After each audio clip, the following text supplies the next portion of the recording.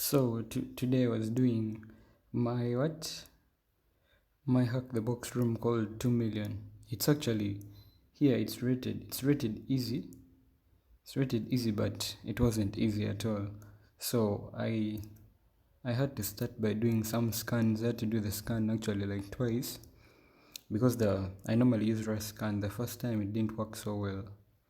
It didn't give me the script, so I had to run it again and again until I got port 80. That was what running nginx. So coming to that port, so we had like the hack the box room. This is like a nostalgic view of hack the box. This is how it looked back when it just started, when hack the box just started. Yeah, so this was it. So there was nothing much I could find. So but when I come to join, you come to join here, they were asking for what? For an invite, for an invite code, something like that. I hope it's going to load.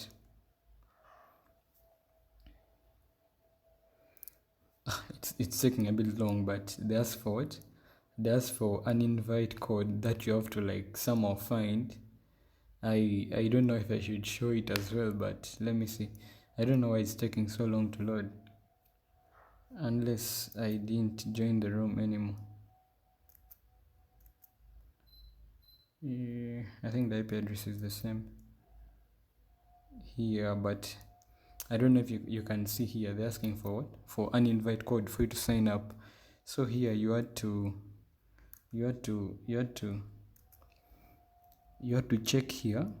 You had to check for through the network, like as you're inspecting using this developer tools. You go to the network, then you refresh, and then you notice the what?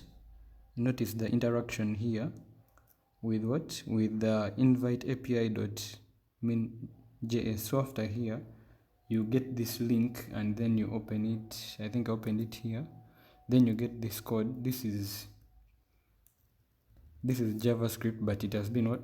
Obscured, like it has been changed to be in an unreadable form. So from here you just copy all this, then you come to this online JS beautifier, you paste everything here.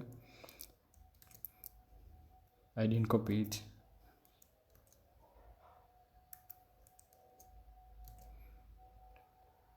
And then you run. This will what? This will deobfuscate. So from here you can see that we have the function of make an invite code and then verify. So from here I pretty much knew that what I love to make. So on my terminal, this is too much. On my terminal, was it here? I think it's here. On my terminal, this is Worksbuster.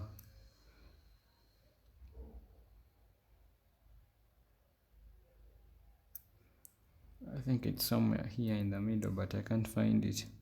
So on my terminal, I had to come and what? I had to come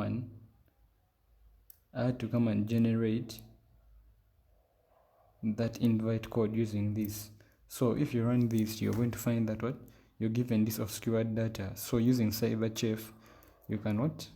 You can always find it. So here they're saying that what?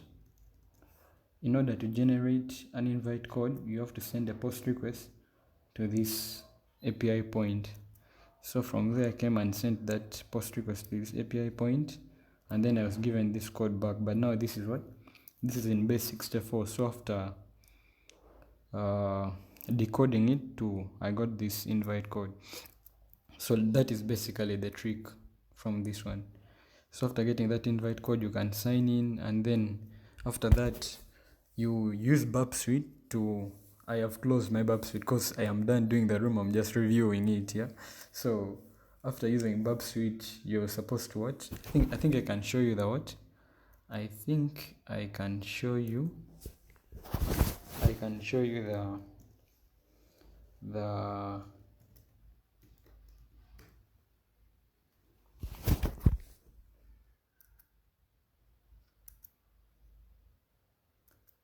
Yeah, I can show you some of the requests that were there. So this was the very first one. I think my thing is very big, but if you open it in Bubsuite, it's better. And I think this is what?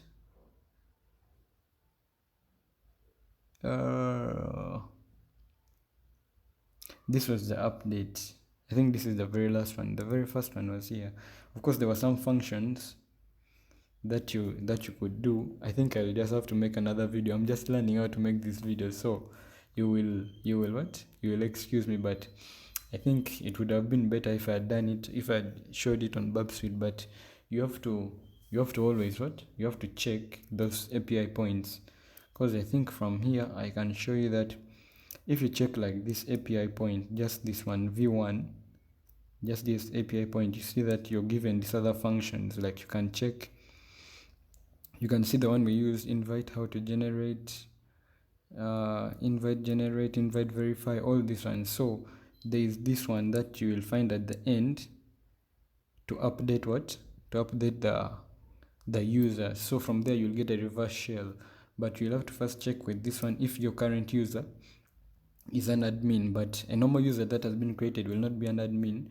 So you'll have to intercept one of those. As you're creating a new user, you create a new user, then you intercept it, and then you add that parameter that says is admin. You set it to 1, which is true in programming terms.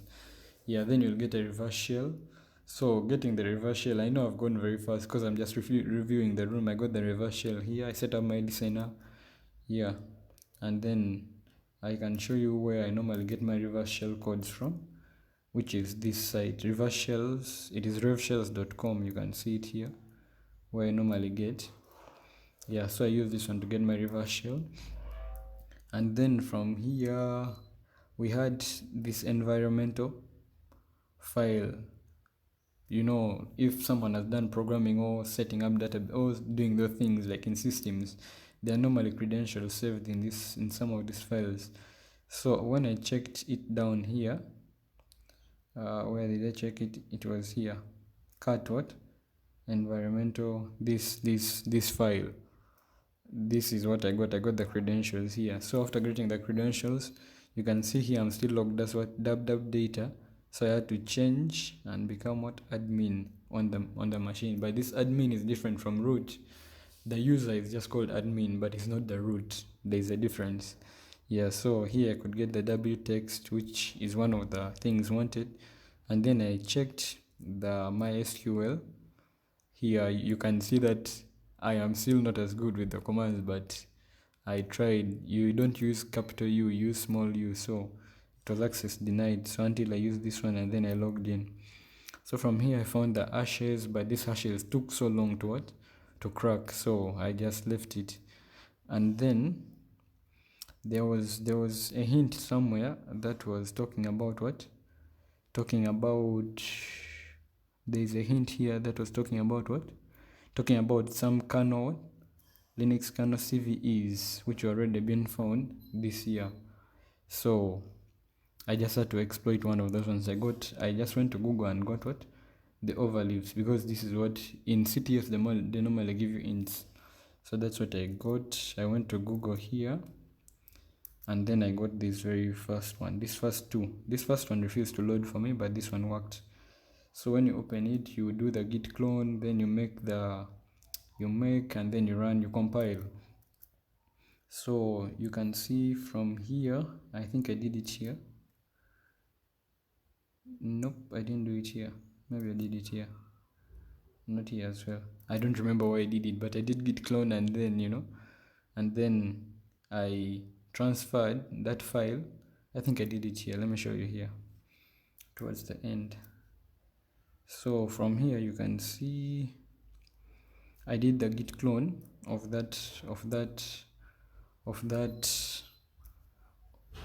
for the proof of concept of that kernel CVE, and then after doing it I compiled it, like I compressed it, and then I started up my Python server here, and then transferred it to the target machine, which is this one. I had already gotten a shell on it. So from here you just follow the instructions, which are which are here. They tell you to make all, and then you start two terminals, and then after starting two terminals, you run this one on one, then you run this one on one, and then the credentials which had been gotten, you can what? You can use them to, you can use it as well for what? For SSH, and then you get a more stable shell. That's what I did here. So after running here, you can see I did my SSH. Nothing that I normally lose track of where I do my work from. I think I did my SSH from here. My SSH is here, and then I just did everything else. You download it onto the machine. Remember, we had started the Python server. I download it onto the machine, and then you run the make, and then you run this other command because you have run the first command in the other shell. Yeah, so here you get the root.txt. I think that's all. Maybe I'll record more videos, but I'm just learning how to do the things of content. I don't even know, but yeah. Thank you for watching, I guess. Any comments, anything like that?